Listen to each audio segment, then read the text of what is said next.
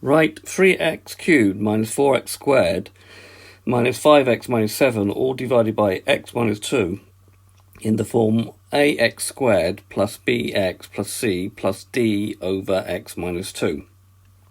This involves using what's known as polynomial division.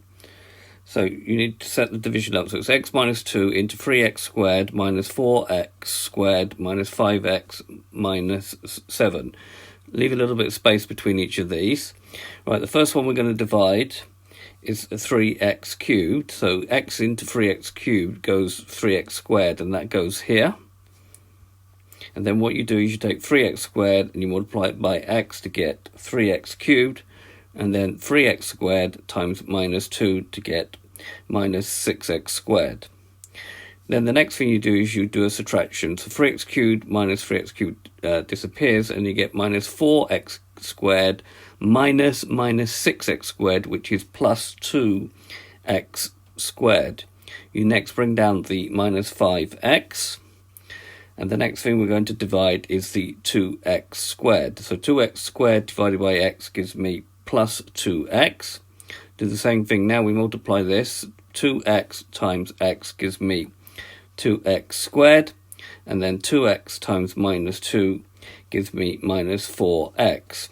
2x squared minus 2x squared gives me nothing. Minus 5x minus minus 4 will give me minus x. Bring down the minus 7.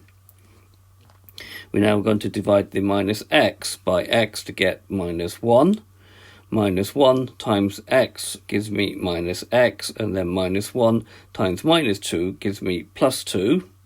And doing the subtraction, we're going to do minus 7 take away 2, which gives me minus 9. This is now the remainder. So our